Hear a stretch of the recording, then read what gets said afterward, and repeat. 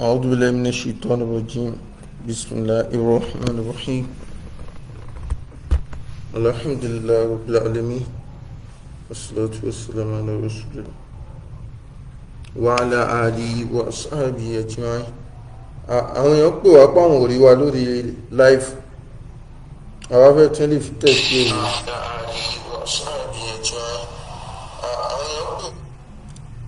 ẹ jẹ́ ká confam bóyá àwọn èèyàn ti ń rí wa báyìí. Naam, adọ́pẹ́ fún Ọlọ́run. Ṣe kéèké fún Ànábì Muhammad sallallahu alaihi wasallam. A ti wà lórí live program lẹ́ẹ̀kan. Àyàn wá ń pè wá pé àwọn ò rí wa lórí program. Àṣẹ to join live padà ní bí a nẹ́tíwọ́kì dẹ̀ ló fà kò tiẹ̀ yí wa mọ́. Náà tẹ́lẹ̀ yẹn bá ti ń rí wa báyìí jẹ́ ká mọ̀.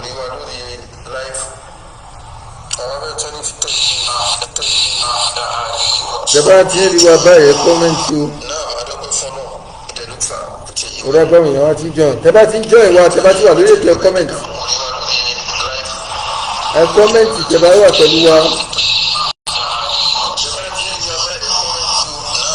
Wa alaikum salam náà àwọn èèyàn ti ń rí wa. Àwọn èèyàn ti wà pẹ̀lú wa.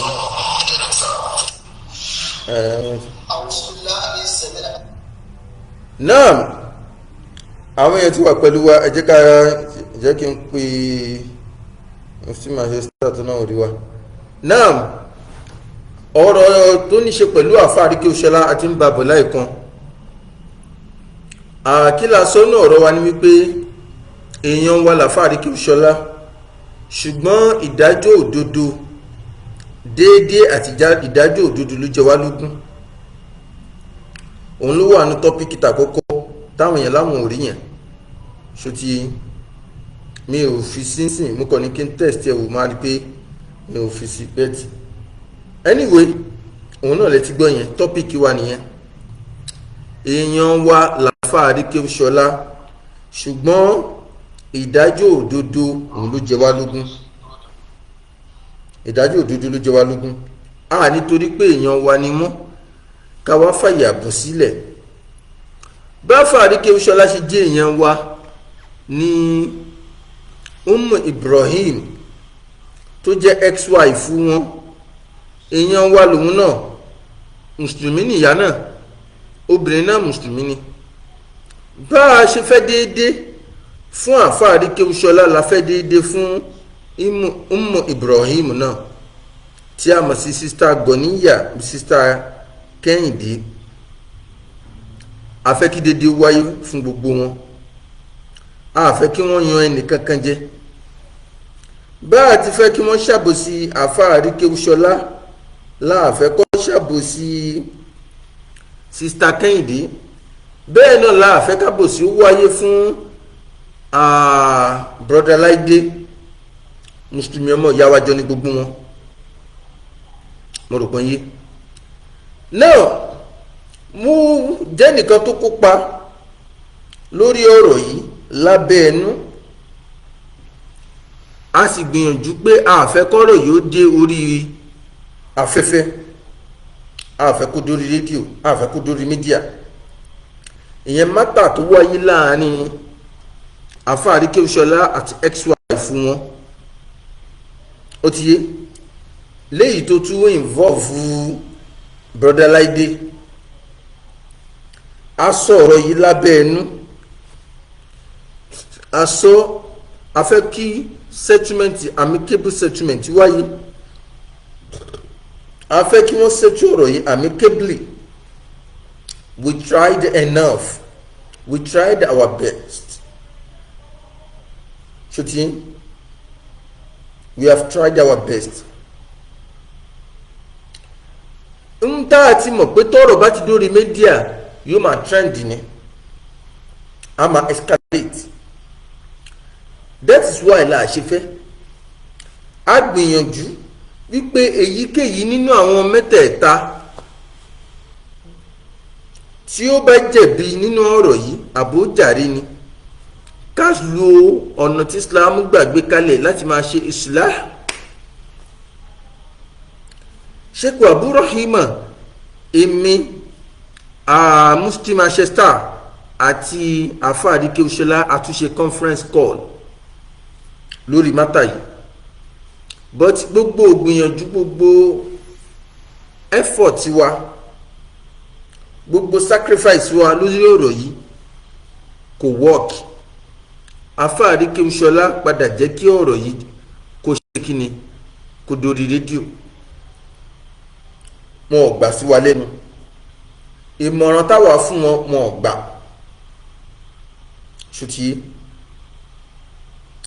ṣé ti mọ̀ pé ká fún yàn nímọ̀ràn kò dàbí kẹ́niyẹn gba ìmọ̀ràn, ó dìpẹ́ndì lórí ojú tẹ́niyẹn bá fi wò. náà ọ̀rẹ́ tí wá wà lórí rédíò, DNA ti wáyé, gbogbo ẹ̀ láti gbọ́, ní ìlẹ́yìn láti padà sẹ́yìn. àwa ń fi rinlẹ̀ wípé èèyàn wa làfà Arikehushola, a sì gbọ́dọ̀ dúró ti ọmọ ìyá wa. at the same time èèyàn wa, ọmọ ìyá wa nínú ẹ̀sìn náà ni sista Iyawo Ibrahim. àfà Laide náà èèyàn tiwa náà ni. ẹnìkan lè súnmọ́ wa jẹlùmí lọ́nu wọn ni. tá a bá wo talent tó súnmọ́ wa jù nínú àwọn mẹ́ta tí mo kà á lè yìí, ẹni tẹ́mi ṣe láǹfààní àti bá sọ̀rọ̀ tí mo sì rí impact ẹ̀ nínú Islam, orípa dáwà rẹ̀ pé eléyìí àáfàá ni ó ń ṣe dáwà, àáfàá Arikehushola ni màá mú. ṣòtìyé ó jẹ́ ọkùnrin, that is number one. ó jẹ́ ẹni tí ó kéwú báwa náà ti ké, ọ̀run náà tún jẹ́ ẹni tí ń ṣe dáwà báwa ti ń ṣe dáwà. ṣòtìyé ń sìn, òun náà pèpè sí Islam, òun náà tún jẹ́ ẹni tó wúlò fún ìlú tó ti wá. a sì fẹ́ kẹ́nìkankan ṣubú ní gbogbo wọn, gẹ́gẹ́ báwa náà ò ti fẹ́ ìṣubú fún wa ara tiwa. now barista kan pè mí, lọ́ọ̀yà báyìí ó pè mí, ọlọ́ba ṣe dáadáa fún wọn. ṣó ti yé yín sìn?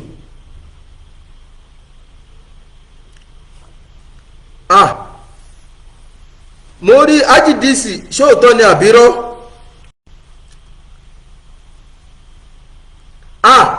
mo lọ ti gbé Saheed Shittu láàárọ̀ yìí. ṣé lóòótọ́ ni ájídíìsì? mi ò tí lè gbà, mi ò tí gbọ́ information káàkiri o, mi ò tí rí lórí mídíà. ọmọlọmọ wà nú àwẹ̀ o. mi ò tí gbàgbọ́, mi ò gbà kó rí bẹ́ẹ̀, mi ò gbà, mi ò tí gbà ájídíìsì. bóyá ájídíìsì kọ́ wà á múlẹ̀ fún mi ni. a wà nú àwẹ̀ o. ọmọlọmọ wà nú àwẹ̀. ibo ló ti fẹ́ jẹ́ sáré, ibo ló ti fẹ́ ṣínú. now barista yìí wá pè mí, bàbá dáadáa ni wọ́n jẹ́ sí wa, amòfin ni wọ́n tún wá jẹ́ gbàlagbà, wọ́n jẹ́ mùsùlùmí ọmọ ìyá wa, wọ́n tún wá jó ní súnà táwọn náà kópa. mo wá sọ fún mi wípé àáfà Arikehushola yìí ó ní ìwúlò fún Islam, product ló jẹ́ fún Islam, pàápàá jùlọ ní Saki Òkè Ògùn. ṣó tí ń sìn? ájídíìsì lóòótọ́ ni ó dáa, kú purọ́ fún mi rí tẹ́lẹ̀tẹ́lẹ̀, purọ́ fún mi rí. à ń bọ̀ lórí ẹ̀, à ń bọ̀ lórí ìyẹn ká yanjú ọ̀rọ̀ tó wà lẹ́yìn náà. now ni ó wá jẹ́ wípé ó wá pè mí, wọ́n wá ṣàlàyé fún mi pé àáfà Arikehushola yìí ó gbìyànjú fẹ́sìn. òun náà láàrí tó jẹ́ ẹni tí ń ṣe comparative, òun ni comparator tá a mọ̀, tí ń ṣe kíni, tí ń ṣe comparative ní tó lè kó ti Bible, tó lè kó ti Quran pẹ̀lú èdè Lárúbáwá, tó lè kó ti hadithu pẹ̀lú èdè Lárúbáwá. ṣó ti yé sìn? ok, mo ti gbá wájú dis. wọ́n lóhun lẹ tó lè ka èdè Lárúbáwá, tó lè ka àyà Kùránì pẹ̀lú èdè Lárúbáwá dáadáa, tó lè ka kó ti hadith. gbogbo àwọn comparators ta ní tó kù wọn kì í ṣe ní kéwú, majority wọn ò kéwú. tabaru ní kéwú ni wọn kò wọ́pọ̀, wọ́n lẹ́yìn táwọn túmọ̀ tó tún kéwú ni wọ́n ló tún wá jó ní súnà. wọ́n làwọn ò dẹ̀ fẹ́ ṣubú fún. wọ́n wá láwọn ń wò gẹ́gẹ́ bíi pé Ibrahim àwọn kan ń tì í lẹ́yìn, wọ́n ń tì í lẹ́yìn, àwọn kan sponsor ẹ̀ tí wọ́n fẹ́ lo as an instrument, as a tool láti fi destroy dáwà àáfà Arikehushola. mo ṣàlàyé mọ́nà rétí àwọn ọ̀rọ̀ yẹn fún mi bẹ́ẹ̀. Mo ní tó bá rí bẹ́ẹ̀ àwọn ò ní fàyè gbà kí mo ti dáwọ̀ ẹ̀ ṣubú, ṣùgbọ́n àwa fẹ́ kí ìdájọ́ òdodo wáyé. Ṣùgbọ́n a gbọ́dọ̀ observe the two sides of the story of the matter. Láàrin pé a fẹ́ kí wọ́n ṣàbòsí àfà, a gbọ́dọ̀ fàyè lẹ̀ káfà náà ṣàbòsí ẹlòmíì o. The two sides of the story or of the matter must be well observed. Èjèèjì la gbọ́dọ̀ sọ. Ṣòtí méjèèjì la gbọ́dọ̀ sọ torí pé Ànábì ní unsur akhaka zaliman aw mazluman. Ànábì ní ran ọmọ ìyá rẹ lọ́wọ́ tó jẹ́ alábòsí àti tí wọ́n ṣe àbòsí fún. Islam ní ká ran alábòsí lọ́wọ́ ká sì ran ẹni tí wọ́n ṣàbòsí fún lọ́wọ́. Àwọn sàhábà bìrì lọ́wọ́ Ànábì pé ẹni tó jẹ́ ẹni tí wọ́n ṣe àbòsí fún ojúṣe wa ni láti ràn lọ́wọ́. Ẹni tó wá jálábòsí kó báwo la ṣe ràn lọ́wọ́. Ànábì lẹ́ni tó jálábòsí ọ̀nà tẹ́ gbà ràn náà lọ́wọ́ ni wípé ẹ gbà lọ́wọ́ mọ́ ẹ má jò rábòsí ṣe. Àránṣẹ́ tẹ́ ṣe fún nìyẹn ẹ ti ràn lọ́wọ́ nù. Ó ti ń sìn. Ànábì dẹ̀ ti sọ fún wa náà àdìsú mi pé man nasara batilan wa huwa ya'lamu. Ẹni tó bá ràn bàjẹ́ lọ́wọ́ ó sì mọ̀ pé bàjẹ́ lélẹ̀ àbóníbàjẹ́ èèyàn wà kún lọ́wọ́. Ànábì ní ó mọ̀ tó hàn sí ẹ pé ẹni yìí orí àbòsí ló wà. Ànábì ní tó bá kún lọ́wọ́ fala yazalu fi saqatillah hatta yada'a ma qala. Kò ní kúrò lábẹ́ ìbínú Ọlọ́run tó fi pa nǹkan náà tì. Àbẹ́ẹ̀rí mo ní tó fàánù níwọ agbègbè pé àǹfà wúlò fún Ìsìlámù. Wọ́n ṣe dáwà comparator ni wọ́n ṣe comparative, wọ́n ń wí àwọn èèyàn sínú Ìsìlámù. Ká má wo agbègbè tàwọn other side. Bá a ti ń wo tààfà tá à ń ṣọ́ tá à ń consider ìwúlò àfà fún Ìsìlámù ní ká consider àwọn tó kù. Gbogbo wọn la gbọ́dọ̀ wáyà déédéé fún. A gbọ́dọ̀ gbèpè fún ìdájọ́ òdodo àti déédéé lórí gbogbo wọn. Tó ti ní ìta fẹ́ ṣe. Àwọn òṣọ́pọ̀ tí kẹ́nìkan gbógun ti onídáwà tó díṣẹ́ táwa náà ṣe nu. Àfáà tó ń tọ́ ọmọ ń kéwú ń ṣe gbogbo ẹ̀. Iṣẹ́ tèmi náà ń gbé dání nù. Ó ti yé bó ti jẹ́ nù. Ni mo fi mú tọ́pìkì pé èèyàn wà láfáà Arikehushola. Now mo ti wá lọ ságídígbò, mo ti lọ ṣe DNA test ní lab, result wá jáde. Barrister náà bàbá wa dáadáa tí wọ́n jẹ́ lọ́ọ̀yà yìí, mo wá kó post yẹn wá sẹ̀ǹdẹ̀ sí mi. Wọ́n kọ sínú post yẹn wípé àwọn nínú ìmọ̀ràn tí àwọn suggest fún àfáà Arikehushola, money the security report does not favour Arikehushola presence at Agidigbo. Ṣẹ́gbọ́ money security report kò favour àfáà Arikehushola láti present ní Agidigbo. Wọ́n send díẹ̀ sí mi. Only we are aware of all the clandestine efforts to attack him or plant and incriminating materials in his vehicle. Wọ́n làwọn wà aware wípé àwọn kan ń planning láti ṣe aburú láti attack àfáà Arikehushola. Àwọn kan ń gbìyànjú ń planning wọ́n attempt láti lọ plant nǹkan tó wà ó ti offensive, nǹkan tó lè incriminate àfáà wọ́n fẹ́ lọ plant ẹ̀ sínú mọ́tò àfáà Arikehushola. Ṣé ń gbọ́ mi? Wọ́n wá ní we are also aware of a gang up of some thugs. Wọ́n ní kódà tí wọ́n wà wíyà pé àwọn tóògì kan wà wọ́n ti kóra wọn jọ. Sponsored by clergymen tó láwọn pastors kan ni wọ́n sponsor wọn who are uncomfortable with Arikehushola's preaching. Láwọn tó ṣe wípé wáàsí dáwà comparative táfà Arikehushola tí wọ́n gbé dání kò tẹ́ wọn lọ́rùn, wọ́n wá fẹ́ lọ àwọn tóògì nítọ́ sẹ́ǹtì sí mi nù ọmọ nǹka jáde. Wọ́n wá ní Goniyat Kehinde confessed in several audio messages that she is now being funded from home and abroad in order to destroy Ustaz Arikehushola. wọ́n ní kódà síta gbọ̀níyá ex-wife wọn gan ti confess nínú àwọn several audios wípé wọ́n sponsor òun láti Nàìjíríà àti labroad pé kóun destroy dáwọ́ àfa Arikehushola ni n tó fi ṣọwọ́ sí mi nù.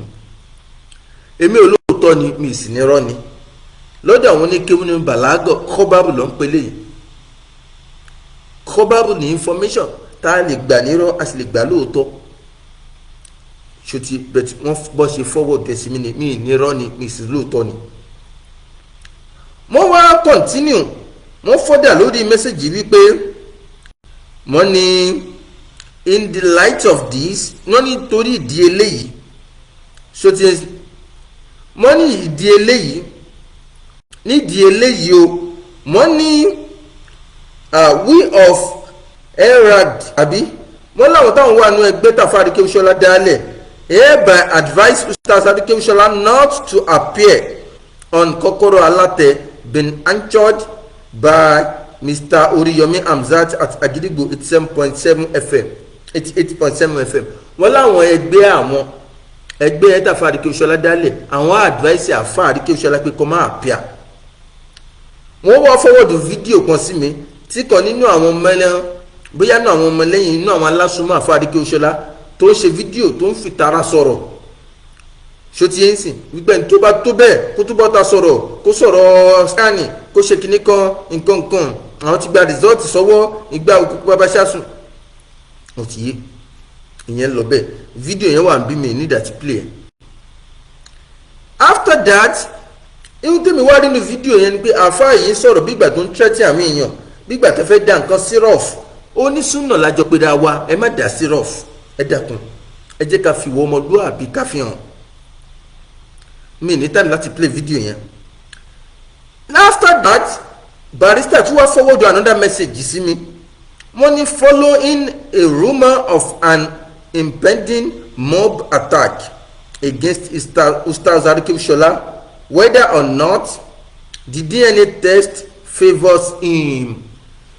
wọ́n ní gbogbo rúmọ̀ táwọn ń gbọ́ káàkiri láti àtàkà Arikehushola wọ́n ní bẹ́ẹ̀ ni àbí bẹ́ẹ̀ kọ́ bóyá ó rí bẹ́ẹ̀ àbí ó tiẹ̀ rí bẹ́ẹ̀ wọ́n ní DNA test wọ́n ló favour àfa Arikehushola.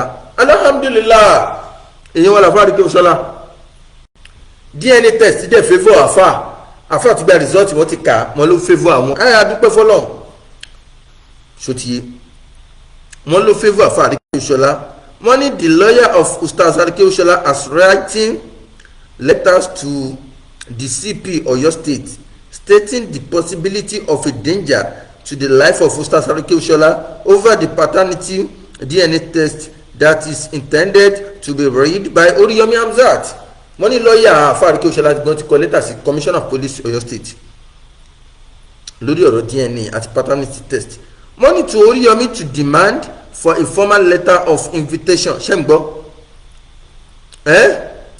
wọ́n ní writing undertaking wọ́n là fàárí wọ́n ní Alhaji Oriyomi gbọ́dọ̀ ṣe undertaking tó bá tiẹ̀ máa wá and provision of police security for Ustaz Arikehushola. wọ́n ní Alhaji Oriyomi gbọ́dọ̀ provide the security kó dẹ̀ ṣe undertaking fáfá Arikehushola if his physically presence is needed tó bá fẹ́ kó appear physically. We also do not want him to be subjected to another round of investigation over the DNA. àwọn òdà tó fẹ́ kó wọ́n ṣe investigation mi lórí DNA yẹn ohun tí wọ́n forward sí mi ni mo wá fẹ́ react sí àwọn post yìí ṣó ti ẹ jẹ́ bóyá fídíò yẹn bóyá mi tẹ̀lé replay ṣé rí àti Ustaz àfáà Arikehushola àti lọ́ọ̀yà wọn àti gbogbo ẹ̀yin olólùfẹ́ wọn tẹ́ bá ní gbọ́ fídíò yìí. Assalamu alaikum wa rahmatullahi wa barakatuh. mo kí gbogbo èèyàn ọmọ ìyá wa lọ́kùnrin àti ní obìnrin kí Ọlọ́run kó bá wa pẹ̀lú oníkálukú wa. nípa ìbéèrè tí àwọn èèyàn ń béèrè wọ́n sì ti sàlẹ̀ ní ọjọ́ tí brọ́dà yìí Saki lọ́mọ wa ní ọjọ́ tí ó post fídíò nípa ọ̀rọ̀ DNA test Ustaz wa Mr. Arikehushola wípé DNA test ò tí ì jáde ilé tí Alhaji Oríyọmí Hamzat tí wọ́n sọ láti wá fi àdírẹ́sì àwọn èèyàn nípa wíwúyé wípé wọ́n rí rìsọ́ọ̀tì DNA test tí ó jáde ní orí péèjì ustaz wa Mr. Odeni Arikehushola ní nǹkan bíi ọjọ́ díẹ̀ sẹ́yìn ló jẹ́ kí wọ́n wá àdírẹ́sì ọ̀rọ̀ yẹn wípé DNA test ò tí ì jáde o. Now àwọn èèyàn kan wá ń béèrè lọ́ndà comment section wípé ibo ni wọ́n ti wá rí eléyìí tí wọ́n post wípé ibo ni wọ́n ti rí eléyìí tí wọ́n post láì ní gbára wa lákòókò màá sáré yànnàná ọ̀rọ̀ yẹn fún oníkálukú wa torí pé tí kò yí ọ̀pọ̀lọpọ̀ ó pọ̀ ju tó yí wọn lọ ohun tí ò yí ọ̀pọ̀lọpọ̀ ó pọ̀ ju tó yí wọn lọ.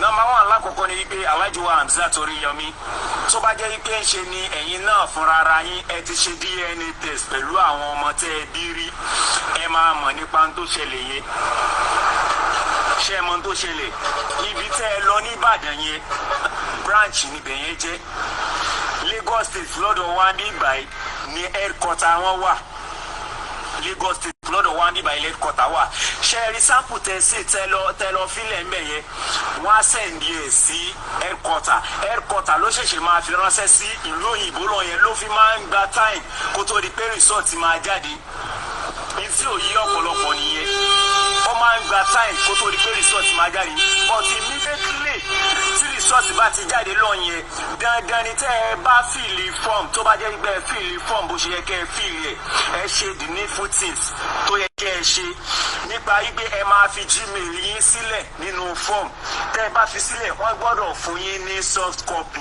before kó tó di pé hard copy máa jáde ìyẹn síwájú kó tó di pé ó lè ti tó bí 1 or 2 weeks before kí hard copy tó jáde àkọ́kọ́ dé sí headquarter wọn bí báyìí síwájú kó tó di pé ó máa dé sí Ìbàdàn o nítẹ̀yìn ò mọ̀ nìyẹn o.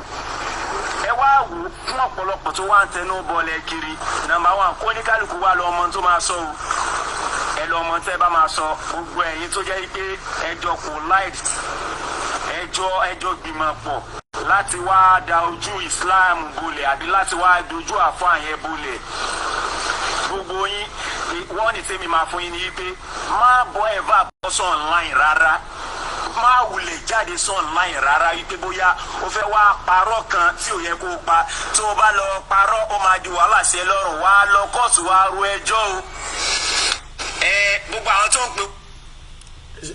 ẹ jẹ́ kí n pause fídíò yìí bí ṣe gbọ́ àlàyé analysis ti brother ìwà ṣe brother yìí ti analyse ọ̀rọ̀ ibi tí wọ́n ti rí result bó ṣe rí ọ̀nà process ti DNA test tó gbà bí result ṣe jáde ibi tó kọ́kọ́ dé branch headquarter kó tó dé ìlú òyìnbó báwọn ṣe gẹ̀ẹ́tì ẹ̀ gbogbo ẹ̀ sọ.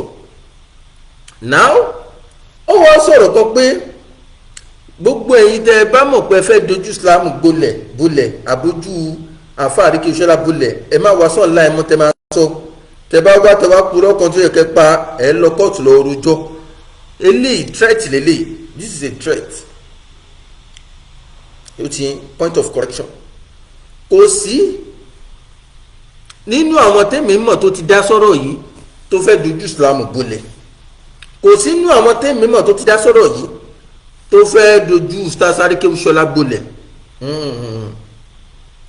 ṣòtìyẹ àwa dúndò ìdájọ́ òdodo déédéé àsìkò pàtiwa àwọn òsì fẹ́ kọ́rọ̀ àfa Arikehushola dórí mẹ́díà àfọwọ́fà ẹ̀rọ ara tí wọ́n ní abáwọn sọmọ gbà sí wa lẹ́nu ni ó ti àbúrò yìí mọ̀ gbìyànjú àwa náà gbìyànjú wọn máa gbà lẹ́gbọ̀n kódà wọ́n fún wa lórí fóònù wọ́n ní ẹjọ́ kéèsì àwọn àti ex-wife àwọn mo ló ti kú àwọn ti gbàgbé ẹ̀kọ́ pátá káàtẹ̀ má dasí ká má sọ̀rọ̀ nǹkan mọ́ pé kódà tábọ́ tún pa àwọn lórí àwọn ò ní gbé fóònù àwọn lè blọ́ọ̀kì wa sotiye oníkà má bá wọn sọ àwa tún rọ̀ wọ́n àtúnpẹ̀ tí wọ́n níjọ yẹn wọ́n dà sí rọ fún ọgbà then we left him alone sotiye a gbìyànjú tí nǹkan kan bá ti ṣẹlẹ̀ ẹ má máa sáré máa àtàṣe mọ̀ pé ẹ wọ́n fẹ́ gbógun ti Islamu ṣáfà Arikehushola ní Islamu ni tá à ń ṣe ni tẹ́lẹ̀ wọ́n fẹ́ dojú Islamu bolẹ̀ ṣóńgógó ní Islamu ń ta jẹ́ kó yí barista nìyẹn wípé tí nǹkan kan bá ṣẹlẹ̀ láàníyàn méjì jábọ́ dídí ká máa sọ pé ẹ wọ́n fẹ́ gbógun ti dáwà tó gbé dání wọ́n fẹ́ gbógun ti iṣẹ́ Ọlọ́run tó ń jẹ́ ni nǹkan bẹ́ẹ̀ yẹn ẹ má máa jẹ́ àwáwí nìyẹn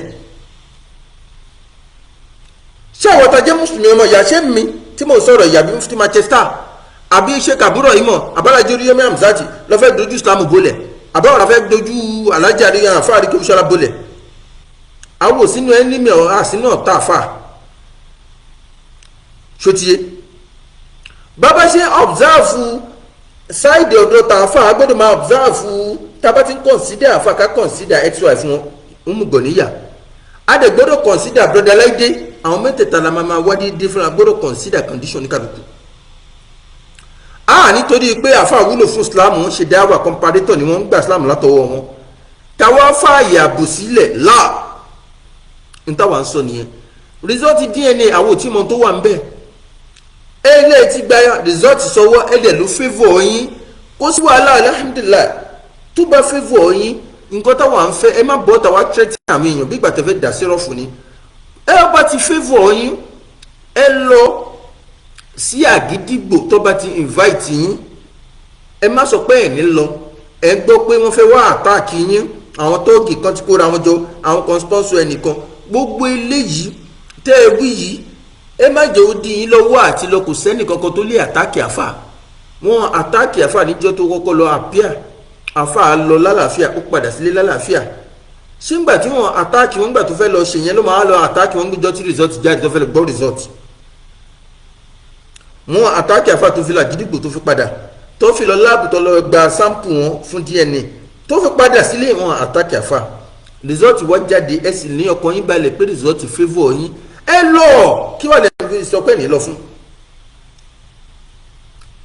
ṣótiyé ẹ yọjú síbẹ̀ ẹ má jẹ́ ká máa fura sí yín àwọn yóò fura sí yín wọ́n máa kẹ̀fí sí yín tẹ̀bá ṣe báyìí tẹ̀bá lẹ̀ ní lọ nípa àwọn kan fẹ́ wá àtáàkì yín àwọn kan ń bọ̀ wá ṣe kinní kan àwọn kan tọ́gì kan ti kó kinní kan jọ ẹ̀yin nùnùnùnù àwọn òfẹ́ yẹn ṣó ti favour yín ẹ yọjú síbẹ̀ ẹ lọ àpíà aburú kankan ò ní ṣe yín kò sẹ́ni kankan tí yóò àtáàkì yín kò sí ẹnì kankan tó máa àtáàkì yín gbà mí sọ fún yín ṣó ti yé kò sẹ́ni kankan tí yóò àtáàkì yín ẹ má lọ mọ́ ẹ̀sìn náà dá sí ohun tó wà pásọ́nà ni ohun tó wú ní ṣe pẹ̀lú marital affairs ni ṣẹ́ni yìí ṣé èmi ni biological father rẹ̀ àbí kì í ṣe mi ṣé obìnrin yìí ṣọmọ mi ló gbé wá fún mi àbọmọ ọlọ́mọ ohun tó wà ẹ̀sìn náà wá dá sí ẹ má lọ nílọ pé kẹ máa kà pé ó fẹ́ gbógun ti dá wà kí ni ká sì tọ́mọ̀ fáwọn kan nínú àwa mùsùlùmí àti nínú àwọn kan tó ń pàpè mọ́ra súnà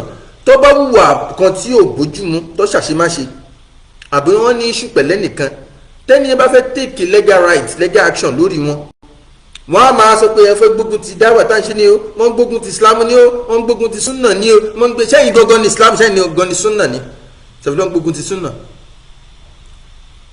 ṣùtì ẹ má jẹ́ máa fi Islam àbí súnà kẹ́wọ́ ó ní súnà máa ń mọ̀ wá lóní déédéé ni ẹ jẹ́ ká wà lórí déédéé wọ́n gbọ́dọ̀ mọ ní súnà pẹ̀lú déédéé ni ṣùtì ẹ yọjú ẹlẹ́ẹ̀kejì ìjọ táwọn èèyàn ti ń lọ ságídígbò lọ àpíà kódà tí wọ́n kéèsì wọn worst ju eléyìí lọ mi ò gbọ́ pé wọ́n àtàkì ẹnìkan rí àfi tó bá jẹ́ pé lóò ti ṣẹlẹ̀ rí ẹ jẹ́ kí n gbọ́ ẹ fún mi lẹ́ni tí wọ́n ti àtàkì rí torí pé lọ ságídígbò ẹ̀fẹ̀ láti lọ gbọ́ èsì àbájáde ọ̀rọ̀ àbígbà tó kọ́kọ́ fẹ́ lọ àpíà ẹ fún mi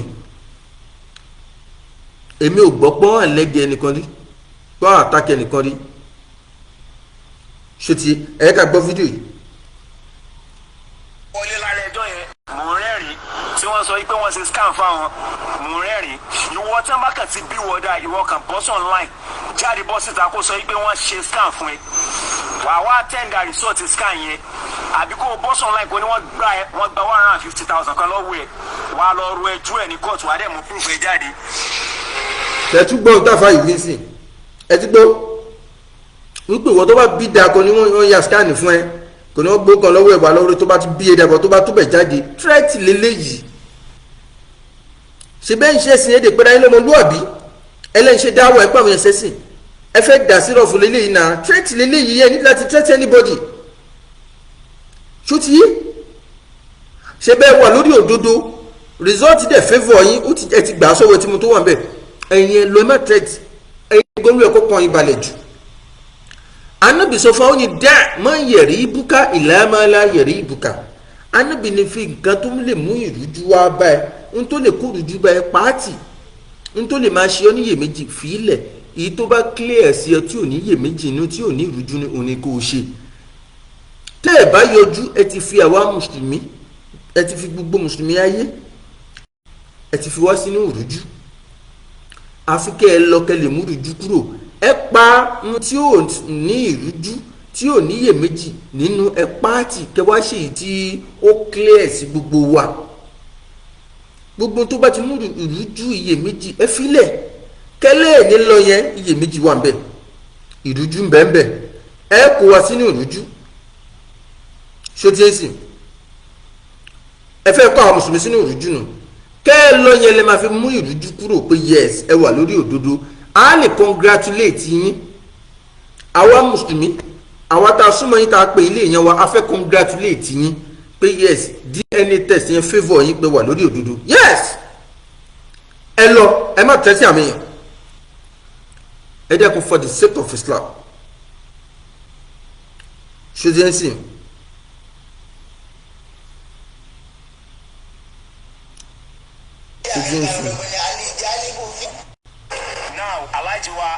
ẹ máa gbọ́ nìṣó. mo ní àwọn ìbéèrè kan fún yín tí mo dẹ̀ fẹ́ kẹ́yìn náà ṣàkíyèsí lórí ẹ̀ ní wípé nígbà tí ọ̀rọ̀ yẹn tó ṣẹlẹ̀ tí sista Gọ̀níyà tó wá rojọ́ ní ọ̀dọ̀ yín lọ́jọ́ náà lọ. nọ́mbà 1 ara nǹkan tó sọ lákọ̀ọ́kọ́ tó jẹ́ wípé ọ̀rọ̀ yín ò bára wọn mu lẹ́lẹ́kejì ẹ̀ẹ́dẹ̀ sọ nǹkan kan nípa ẹ̀ẹ́dẹ̀ sọ wípé ẹ dúró sí òdodo. náà tó bá jẹ́ pé lóòótọ́ lè stand pẹ̀lú justice àwọn nǹkan ìníìdí láti ṣe àlàyé lórí ẹ̀. ní alákọ̀ọ́kọ́ nínú ẹ̀ ní ike nípa ọ̀rọ̀ létí sista yìí fi allegation kan ustaz yìí wípé wọ́n ta ikú nkówó ẹ̀ fún wọn ẹni kí wọ́n ṣe find this wọ́n gbọ́dọ̀ wá ta ni wọ́n ta lé yẹn fún ibo nílé yẹn wà ní Saki wọ́n gbọ́dọ̀ mú yín dé location bẹ́ẹ̀ o tóró wá tẹ́ǹdà kínní lọ́jọ́ yẹn ọ̀pọ̀lọpọ̀ dẹ́ believe pò tọrọ ló sọ ó wá ó gbé ìwé ilé wá táwọn ibi tó ti rí ìwé ilé ọlọ́run ló mẹ́ni tó gbé ìwé fún ẹ gbọ́dọ̀ ṣe find this nípa ẹ gbọ́dọ̀ ṣàlàyé ọ̀rọ̀ yẹn ló ẹ fún wa kó yé wa torí pé wọ́n ti lébẹ̀lì ẹni ní orúkọ tí ò dáa wípé gbájú ẹ̀ ni wọ́n tẹ̀rẹ̀ mọ́rú iṣẹ́ tí wọ́n gbé dání ìyẹn nọ́mbà 1. ẹlẹ́ẹ̀kejì ẹ rí i pé lọ́jọ́ yẹn nípa ti làpáì ó sọ̀rọ̀ làpáì lọ́jọ́ yẹn ó sọ wípé làpáì jẹ́ agbódegbà fún ustaz kó tó di pé wá padà wá retract ẹ̀ ṣerú èèyàn bẹ́ẹ̀ yẹn ló ṣe wá ló wà reliable lẹ́ máa gbọ́rọ̀ lẹ́nu ẹ̀ tẹ̀rẹ̀ máa gbà. ẹlẹ́ẹ̀kẹta nípa ti tìrú ó sọ rọ̀kan ó ní pé ọjọ́ tí wọ́n ti fún òun ní tìrú báyìí ní ọmọ ti bẹ̀rẹ̀ sí ní ṣe wọ́nranwọ́nran ustaz ló wá ṣẹ̀ṣẹ̀ wá ṣàlàyé ọ̀rọ̀ yẹn pé láti ọjọ́ táwọn ti bí ọmọ ni wọ́n ti ṣàlàyé fáwọn yìí pé ọpọlọ ọmọ yẹn wípé kò pé wípé táwọn bá ṣe ètò tó yẹ káwọn ṣe lórí ẹ̀ lọ́pọlọ ọmọ tó lè wọ 75% ṣé lóòótọ́ ni and again tìró mélòó ni wọ́n fún ọjọ́ tó wá ó mú tìró yẹn wá ní mú wípé tìró tí wọ́n fóun lélẹ̀ yìí at the end of the day nígbà tí wọ́n mú fídíò tí wọ́n mú ẹ̀rí fídíò wá wípé àwọn bàbá ti gba tìró lọ́wọ́ ẹ̀ ó sọ wípé tìró ó di méjì kẹ́lẹ́ bá mọ̀ wípé ọ̀rọ̀ yẹn ò clear rárá gbogbo kíní yẹn lẹ́nìdí láti bá wa yànnà náà ọ̀rọ̀ yẹn báwo ló ṣe jẹ́ torí wípé ọ̀tá pọ̀ ju enemy lọ fún ustaz tenwood ọ̀tá ṣe kí ni ó pọ̀ ju enemy lọ fún wọn. ẹlẹ́ẹ̀kẹta náà ní pé gbogbo ẹ̀yin tẹ́ ń béèrè nípa ustaz ọlọ́ọ̀ṣeun yìí tẹ́mi àkọ́kọ́ bí ń lèrè ní wípé ṣé bẹ́ẹ̀ lẹ́ẹ̀ ti lọ ṣe DNA test bíi 12 rí lóyún láàbù yẹn ẹ wá lọ wo lab reference tó wà lókè fídíò yìí ẹ wo lab reference yẹn ẹ lọ wò yàtọ̀ sí àwọn kọ́pì eléyìí tó wà lọ́wọ́ yẹn ẹ sá nìkan náà àwọn kọ́pì eléyìí tí ẹ ti ṣe rí ẹ sá ní lọ́wọ́ ẹ lọ wò só yàtọ̀ síra wọn sórúkọ iléeṣẹ́ yẹn ni wà ní feedback lórí investigation tẹ́ lọ ṣe nípa first DNA test tí ustaz sọ yìí bá wọn ṣe lóòótọ́ ni wọ́n ṣe àbí lóòótọ́ kọ́ ni wọ́n ṣe torí òun náà fúnra rẹ̀ sọ àǹtí Gọ̀níyà sọ yìí pé nígbà tó ń gbé ọmọ yẹn lọ sí ọ̀dọ̀ alájà yẹn tó ń sunkún lọ bá wọn ipe wọ́n mọ̀ sí ilé ọmọ àwọn kú wọ́n sọ yìí pé kínní kan wọ́n sọ pé àwọn kọ́ làwọn lọ́mọ ipe wọ́n sọ yìí pé ṣé kìí sọ ọmọ tí wọ́n gbé wá ń jọ́kè ní àná tí wọ́n gba sáǹpù ẹ̀ lélẹ̀ wọ́n sọ bẹ́ẹ̀ jáde lẹ́nu ipe ṣé kìí sọ ọmọ yẹn lélẹ̀ níparí sí ọ̀rọ̀ mi Alhaji Hamzat Oríyọmí kò sẹ́nibọ́ọ̀dì tó perfect ní tó dẹ̀ dá wa lójú ní ike tó clear everybody ní ike iṣẹ́ tí ẹni ìgbé lọ́wọ́ kì í ṣe gbèsè sí wàlúwàì torí wà máa khalaqtul jinna wal insa illa liya'budun ní tá a wá ṣe láyé nìyẹn ní méjì tá a wá ṣe láyé kọjá ká wá sin Ọlọ́run iṣẹ́ táwọn tí ẹ̀ ń ṣe yẹn wọ́n fi ń sin Ọlọ́run ni so wọ́n pè yẹn sáré ojú ọ̀nà Ọlọ́run comparative níṣẹ́ tí wọ́n ń ṣe tó jẹ́ ibi ẹni tó bá máa ní nǹkan bẹ́ẹ̀ yẹn iṣẹ́ wọn máa ń gbé ọ̀tá ni wọ́n máa ní ọ̀tá ní Islam láwọn tó jẹ́ pé àwọn tára wọn kò tọrọ láwọn tó jẹ́ pé wọn kì í fẹ́ kí ẹ mẹ́nu bà àwọn relative wọn tí wọ́n jẹ́ ẹlẹ́sìn mi comparative níṣẹ́ tí wọ́n ń ṣe tí wọ́n ń wẹ̀yàn sínú Islam ojoojúmọ́ now iṣẹ́ tí yín tí gbogbo ayé mọ̀ náà ni rédíò pìrìsẹ̀ntà tẹ̀ ń ṣe kẹ́ẹ̀dẹ̀ sọ pé dúró ti justice ó ti jẹ́ wípé lọ́dọ̀ tèmi Islam ọlọ́bẹ̀ yọ̀ lẹ́ ń ṣe bẹ́ẹ̀ ni torí kò sínú Islam a máa kọrin a máa jó a máa lùlù a máa kọrin gbogbo yẹn ò sínú Islam kì í sára Islam tiwa kò í sára Islam rárá ẹ̀ ní bá gbogbo pálapàla bẹ́ẹ̀ lọ́wọ́ ànábì wa Muhammad sallallahu alayhi wa sallam for this reason nǹkan ju nǹkan lọ wàláì ó jura wọn lọ so lára ẹ̀ ní pé ìgbà tẹ̀yìn ní izu pẹ̀lú àwọn workers sí àmọ́ tó ṣẹlẹ̀ we don't know what actually transpired between you guys.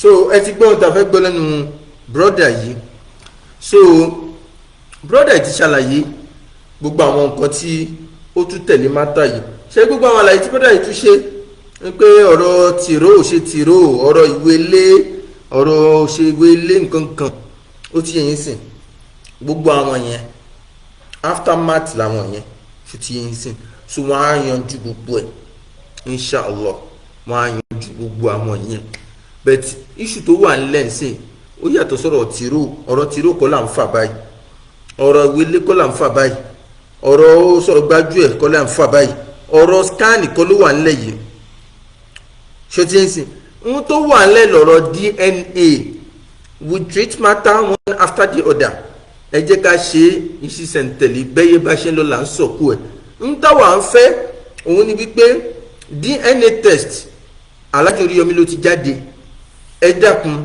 ẹ má mú ìdíwọ́ kankan wá ẹ má mú excuse kankan wá ẹ yọjú ságídígbò níjọ́ Wednesday you are expected to be there on Wednesday to go and see what comes out through the DNA test ẹ gbọ́dọ̀ lọ kẹlòwù kí ló jáde nínú result the result must be read in your presence to the whole world people are expecting you there àfẹ́mọ̀ ẹ dákun ẹ lọ Ọlọ́run fi ṣọ́ ẹ̀ṣọ́ yín wọn ní àtàkì yín kò sẹ́ni kankan tí ó àtàkì yín kò sí nǹkan tí ó ṣe yín wọn lè àtàkì yín wọn lè kò sábúrú kankan tí ó ṣe yín àbúrò ní ṣe yín kò ní ṣàwa náà ń tà á fẹ́ òun náà ni because tẹ́ ẹ̀ bá lọ yóò tí wọ́n ṣe àwọn nǹkan tó pọ̀ o ayé ò ní gbà yín lólódodo mọ́ o kò sí tẹ́ fẹ́ sọ fáyé tó máa gbà yín gbọ́ tẹ́ ẹ̀ bá fi lè lọ ságídígbò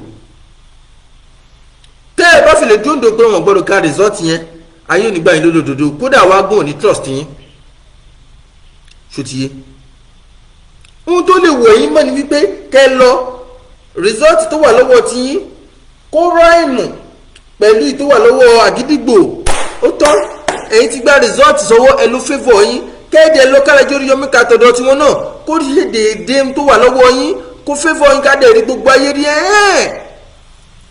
ayé ò lè gbẹ̀yìn gbọ́ ẹ̀yin kọ́ lẹ́yìn ní ṣéètì ọ̀rọ̀ DNA Oríyọmí ọ̀dọ̀ Alhaji Oríyọmí àgídígbò ló bẹ̀rẹ̀ ṣùtì àwọn ọmọdé ní result ti wá dé sí báyìí ìgbà tó ti wá dé sọ́wọ́ wọn ẹ jẹ́ kó lọ kà jáde ṣùtì yẹn sìn ẹni tó wo prógámà àgídígbò ó pọ̀jù àwọn tó wo ẹ̀yìn lọ ẹ bá sọ pé iṣẹ́ ọ̀tọ̀ọ̀tọ̀ lè gbé dání ojú ra wọn lọ ẹni tó ń pèpè sẹ́sìn ó ju ẹni tí ń ṣe rédíò pírẹsẹ́ńtà lọ lóòótọ́ bẹ́ẹ̀ ni ṣùgbọ́n ẹnìkan lérò jẹ́ nìkan lọ pẹ̀lú bóyá jẹ́ pé iṣẹ́ ẹ̀sìn iṣẹ́ dáwà ìpèpè sẹ́sìn làáfà Arikehushola gbé dání ó dẹ̀ lọ́lá ó ju ti Alhaji Oríyọmí Hamzat lọ fífi pẹ̀lú ẹ̀ náà èrò tó wà tó ń fọ́lò àáfà Arikehushola kò tó tàlájì Oríyọmí Hamzat ṣó ti yẹn sìn so káyé wá rí result yẹn lọ́dọ̀ Alhaji Oríyọmí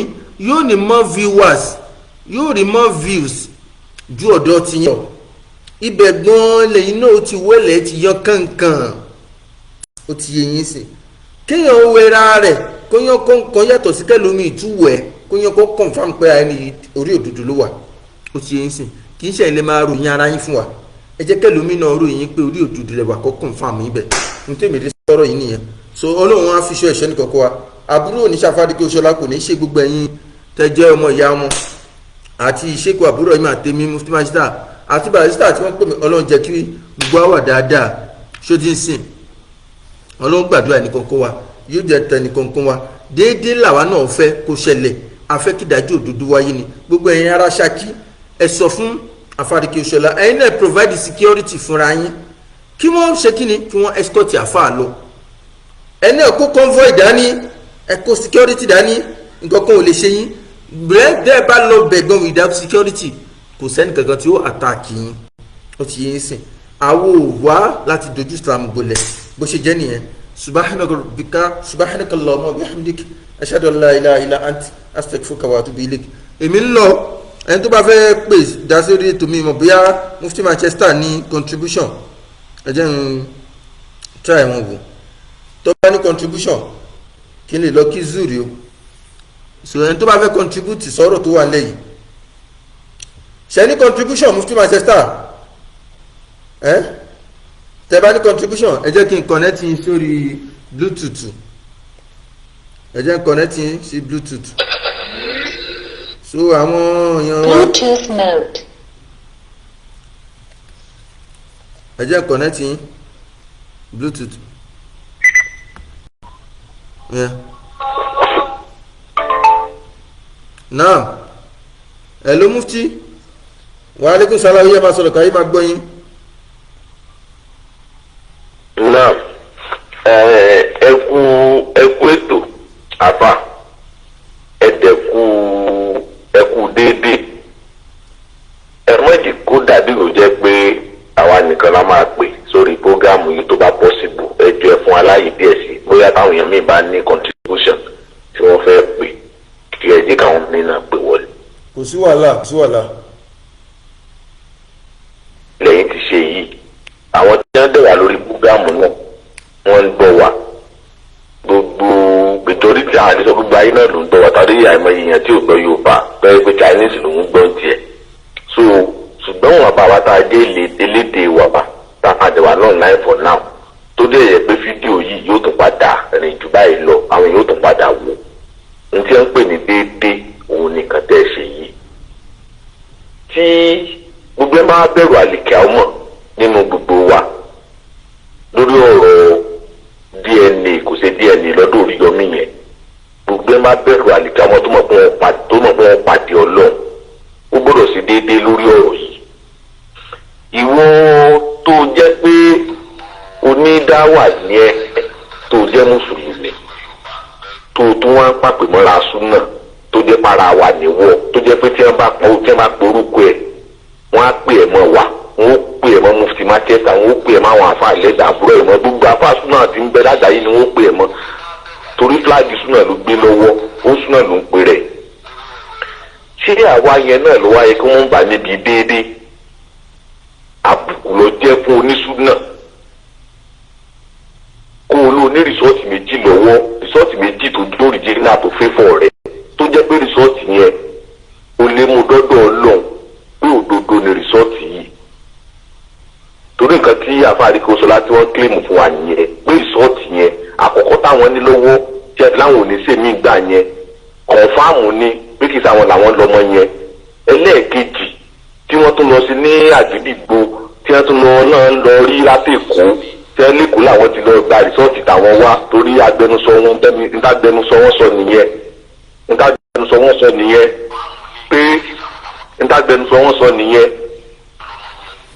Sẹ́wà pẹ̀lú mi àbá ntagbẹnusọ wọn nítorí sọ nìyẹn pé Èkó làwọn ti gba rìsọ́ọ̀tì táwọn, Èkó làwọn ti gba rìsọ́ọ̀tì ti táwọn. Rìsọ́ọ̀tì wọn àgbà lẹ́kọ̀ọ́ yẹn tó dórí tẹ́nà. Kí ló dé tó jẹ́ pé ìyẹn náà tún tẹ́yìn lọ́rùn? Ní tí wọ́n fẹ́ kẹ́ ẹ ṣe ni pé kẹ̀kẹ́ lọ kọ̀fáàmù rìsọ́ọ̀tì yẹn. Ní tó wà lọ́wọ́ yín àkọ́kọ́ tẹ́lẹ̀ ti tẹ́ ti náwó tẹ́lẹ̀ yẹn ẹlẹ́ẹ̀kejì nítorí confam náà yẹn pẹ́yìn kẹ́ lọ́mọ yẹn ìntàrí gidigbo náà tí ẹ máa jánu lẹ́tà yẹn nítorí máa sọ náà nìyẹn pẹ́yìn kẹ́ lọ́mọ yẹn tó kí ló tẹ́ fẹ́ jẹ́ káwọn èèyàn máa kẹ́ fẹ́ sí yín ìyẹn alájà ìyẹn àfa Arikehushola ni wáyé tẹ́ fẹ́ káwọn èèyàn máa kẹ́ fẹ́ sí yín nígbà tẹ́ ní sọ́ọ̀tù méjì lọ́wọ́ tó dé original wáyé tó jẹ́ pé ti Oríyọmí tí ó jà tẹ́ máa jókòó mẹ́ẹ̀ tó jẹ́ pé máa kólùkọ́ ẹ̀yẹ lọ lé ni tó jẹ́ pé bẹ́ẹ̀ bá tẹ̀lé yín everybody máa dùn lọ lé ni including irú àwa yìí náà lórí òdodo la máa ń wo owó súná mọ́ wà lórí òdodo gbogbo ìgbà ni kí ló tẹ́ fẹ́ dójú ti súná tí wàá dàbí gbà wọn bí ó jẹ́ pé àwọn oníṣúná wọn èsì lórí òdodo torí gbogbo tẹ́ ń gbé yìí pé ẹnìkan òun yín ta ló lọ láti gbogbo tẹ́ ti mú rí bàbá tí ń bọ́ mẹ́sùn gan ó gbalé ẹ̀ lọ ní kò gbà ẹ̀kọ́ lọ sí police station àìmọye oríṣiríṣi kéèsì ẹ̀hún tó wà bẹ́ẹ̀ yẹn kọ́kọ́ máa ń lọ ilé ẹ̀ ni kí wàá lóde tó jẹ́ pé létí wọ́n bá lẹ́yìn lè lọ́mọ sí wọn mú yín lẹ̀ ń bẹ̀ tí wọ́n bá lẹ́yìn kẹ́ lọ́mọ sí wọn mú yín lẹ̀ ń bẹ̀ ni kò sí nǹkan tí ó ṣẹlẹ̀ ń bẹ̀ ṣùgbọ́n ká fẹ́ mọ dọ́gbọ́n da géèmù sí rọ́ọ̀fù ní táwọn kẹfẹ́ lásìkò yìí nìyẹn o táàfà Arikehushola tí ò bá ti lè lọ síbẹ̀ ní ọjọ́ wẹ́ẹ̀sì ó fẹ́ dàrú ni ó fẹ́ káwọn èèyàn kẹ́fẹ́ sóhun ni ìwà tí ó dẹ̀ da ni ọlọ́ọ̀gán ò nífẹ̀ẹ́ rẹ̀ àáfà ẹ bá wa wá àdìsí àti àyà Kùránì tó kú sọ nípa kásì déédéé pẹ̀lú ara wa ẹ bá wá àwọn àdìsí tó jẹ́ pé nígbà tí mùsùlùmí àti kèfèrí gan mùsùlùmí àti mùsùlùmí náà méjèèjì o kẹ́ ń ṣe wà lálọ́ wọ́n ṣe mùsùlùmí àti kèfèrí gan ẹ̀tọ́ Álì ló wà lórí ààrẹ ṣùgbọ́n nígbà tí ò sí enough evidence adájọ́ mùsùlùmí ó gbé ẹ̀bí fún Álì torí Álì ò ní tí ó fi púpù fún ni ọmọ Álì ló fẹ́ ṣe witness fún Álì adájọ́ mùsùlùmí ò dá wọlé pé ọmọ rẹ ò lè jẹ́rìí dá lọ́sẹ̀ ọba gbé ọmọ rẹ ó jẹ́rìí gbé ọ náà nínú wọ́n gbẹ́tọ̀ Álì wọ́n gbé fún kèfèrí ló tó sọ lówó ọgbà ẹgbẹ́ bẹ́sẹ̀ yìí ṣe rí ilé ìtẹ́sìn wá ní ẹjẹ́ káwọn èèyàn mọ̀ ẹjí súnà ní ẹjẹ́ káwọn èèyàn mọ̀ wọ́n súnà mọ́ ní déédéé ni àbá Arikehushola ẹ lọ ságìdì gbòǹjọ wẹ́ẹ̀dẹ̀ ẹ ti gbọ́ tẹ́ ẹ bá ti lọ àwa gan tábà kẹ́fì gbogbo tábà sọ lẹ́yìn ilé gbogbo tábà sọ fáyín lẹ́yìn ìgbà yẹn á ní jẹ̀bi tóró ti fà ayé ká kẹ́fì sí ẹlẹ̀ ànábì wa Muhammad sallallahu alaihi wasallam wọ́n ní ká fún fààyè kí wọ́n kẹ́fì sí wálẹ̀ wọ́n ní mú ànábì Muhammad sallallahu alaihi wasallam wọ́n wà ní ìtìkáfù dúdọ́ kan ìyàwó kan wá bá wọn bẹ̀ wọ́n bá ìyàwó yẹn sọ̀rọ̀ lẹ́gbẹ̀ẹ́ kan àwọn sàbí méjì kan wá ń kọjá lọ wọ́n wá ra ànábì wọn ní ànábì wa pe àwọn sàbí yẹn padà ìyàwó mi mò ń bá sọ̀rọ̀ Hafsa ni mò ń bá sọ̀rọ̀ ìyàwó mi ni mò ń bá sọ̀rọ̀ kò sí torí nǹkan méjì torí kí wọ́n jẹ́ kí wọ́n mọ̀ kẹ́fẹ́ sí wa nígbà tí wọ́n fẹ́ kọ́ ká mọ̀ kẹ́fẹ́ sí Arikehushola láwàá ìfowópamọ́ ká mọ̀ kẹ́fẹ́ sí ẹ̀ kí ló ṣẹlẹ̀ kó lọ́jọ́ wẹ́ẹ̀dẹ̀ yẹ kó lọ ní tó o bá ti lọ gbogbo tá a bá sọ níbàjẹ́ lẹ́yìn ìgbà yẹn ìwọ ló fà fún rẹ̀ àní jẹ̀bi kan lórí ẹ̀ ẹjẹ́ lómi ò dá sí prógámù yìí àfẹ́ bá wa rẹ̀ bá wa bẹ̀ àwọn ọmọ ọlọ́sọ̀ ìgbà ìlọ́dún ni o àfà ẹ. Ọlọ́run gbà fún wa inshallah. Wa alaikum warahmatullahi wabarakatuh. Wa alaikum salaam warahmatullahi wabarakatuh. ẹ ṣe náà bí yẹn ṣe jẹ́ nìyẹn mi ò ní lè gba ìpè mọ́ mo ti ní low battery lórí system mi so inshallah èyí tí àgbọ̀ mufti Manchester ló sọ̀rọ̀ yẹn nínú àwọn tájọ́ ń ṣe kú kárí mátà yìí nìyẹn so ìyẹn ni wípé ẹ jẹ́ ká mú ìrújú kúrò ẹ yọjú àfáà Arikehushola ẹ̀yin tẹ́ bá fẹ́ tẹ̀lé wọn tẹ́ jẹ́ èèyàn wọn tẹ́ jẹ́ olólùfẹ́ ẹ tẹ̀lé wọn kọ́ tí ẹ mọ̀ pé yes àfáà Arikehushola náà léèyàn ká mọ̀ pé yes èèyàn pàtàkì ní nílùú Ṣakí ní gbogbo Òkè Ògùn ó ti yé ẹ̀yin lọ́yà àṣẹ náà ẹ tẹ̀lé mọ́ kò ní sí wàhálà ṣèbí kọ́kọ́ ka result ni kó kà jáde pé bó ti rí nìyó so kí result yẹn favour yín ná ìdùnnú tàwa náà ni inú wo lè dùn pé yes ẹ disappoint wa pé yes orí òdodo lẹ́wọ̀ pé ẹni tó tẹ̀tú ẹyin tó represent àwọn alùsùn náà níbi comparative òun náà tún wà lórí òdodo because tí ò bá favour yín bí tìjú ló máa jẹ́ fáwa yín náà so kó favour yín náà láfẹ́ sùtẹ́ bá dẹ̀ tí mo pẹ́ wà lórí òdodo yẹ kọ́kàn yín balẹ̀ ẹ tó bá wà lórí òdodo ń da nǹkan syrup ọkàn balẹ̀ gbogbo bí tó bá pè sí ni ó lọ, bọ́ ní station ya yóò lọ, bọ́ nílé ẹjọ́ ya yóò lọ, torí wà lórí òdodo ọkàn abalẹ̀. ẹni tí ó bá sí lórí òdodo lọ́kàn ní balẹ̀, ẹ̀rí ọkàn á máa jẹ́ ní ó máa sá káàkiri. ọtí yé ẹ yọjú síbẹ̀ ṣoṣo bó ṣe jẹ́ nìyẹn níta gbọ́lẹ̀ ní ojú olúfa kò ṣe wá láǹfààní. ṣéèkù àbúrò ìmọ̀ èmi appreciate wọn, ẹ jẹ́ kí n kí wọn. àìmọye kéṣìṣì tó jẹlé yìí lọ tí ṣéèkù àbúrò ìmọ̀ ti pa nínú ẹ̀, ẹ gbà mí sọ fún yín, tó lágbára jẹlé yìí lọ tá a ti bò mọ́lẹ̀. wàláì èèyàn dáadáa lè mímọ̀ wọn sí o, èèyàn dáadáa ni wọn. àbúrò ìmọ̀ òṣò ní jàǹbá èèyàn wọn sì ń bí jàǹbá, wọn dẹ̀ kí n fẹ́ ṣe àbòsí, wọn máa ń gbìyànjú ṣótiyé, ṣùgbọ́n èèyàn ni wá, kò sẹ́ni tó pé, a kì í mọ̀ rìn kórí ó má mi. ọ wá lè sọ̀rọ̀ kan kọ́ gbégbá ẹ̀sẹ̀ kan kó máa tẹ́wọ̀ lọ́rùn, ìwọ sọ ibi tí ó bá ti tẹ́ ẹ lọ́rùn pẹ̀lẹ́rìí tó bá ní. bó ti jẹ́ ẹ̀ka ká wá sọ wọ́n dé èèyàn burúkú àlà gbọ́dọ̀ rí bẹ́ẹ̀. so ìyẹn ara Ṣakí ẹ̀mọ́ tẹ́ máa fẹ́ ní sọ sí ṣéèkì àbúrò ìmọ̀, ẹ̀yin ò fẹ́ kó sọ̀rọ̀ sí Arikehushola, àwa náà ní gbà kẹ́ sọ̀rọ̀ tí ò dá sábúrò ìmọ̀. àfa àtiwa náà ni wọn. bẹ́ẹ̀ tí ni ọ̀tá pọ̀ fún wọn, wọn wúlò fún Islam. ṣéèkì àbúrò ìmọ̀ wúlò fún Islam jà Arikehushola lọ. ó ti yé agbọ́dọ̀ máa gbàlẹ́gbọ̀n ṣòtì káfá Arikehushola náà mọ àgbàlẹ́gbọ̀n bó ti jẹ́ nìyẹn. ààyè orí yẹmi táwọn wí yìí náà ó láwọn náà táwọn náà ń gba wúlò fún Islam náà bó ti jẹ́ pé mùsùlùmí ọlọ́bẹ̀ yọ ni wọ́n sì wúlò fún Islam láwọn gbègbè kan. ṣòtì pé wọ́n ti jẹ́ mùsùlùmí, wọ́n jẹ́ láàjì, wọ́n bá gbé dáadáa dání tí wọ́n àsísítà mi, wọ́n ẹ̀pọ̀ àwọn èèyàn, wọ́n ń ran àwọn èèyàn lọ́wọ́ pé wọ́n jẹ́ mùsùlùmí yẹn, wọ́n represent wa láàyè tó dánú. ó ti yé ìdùnnú ló tún jẹ́ fún wa, ibi tó bá kù sí àmà tún wọn ṣe ni. ó ti yé ó sì dùn mọ́ wa ní pé jẹ́ mùsùlùmí ju kó jẹ́ christian ló ń ṣe irú nǹkan bẹ́ẹ̀ yẹn lọ. àwọn náà wúlò, wọ́n wúlò fáyé, àwọn náà wúlò, kò sẹ́ni tí yóò lọ́nà tí ó ń gbà wúlò fún Islam kò sí. ṣó ti kọ́nà jẹ́kẹ̀sìn yí gbogbo akárí ni. mufti Manchester tẹ́wé yẹn ọ̀nà tó gbà wúlò fáwọn náà pọ̀ tí ò ṣe díẹ̀.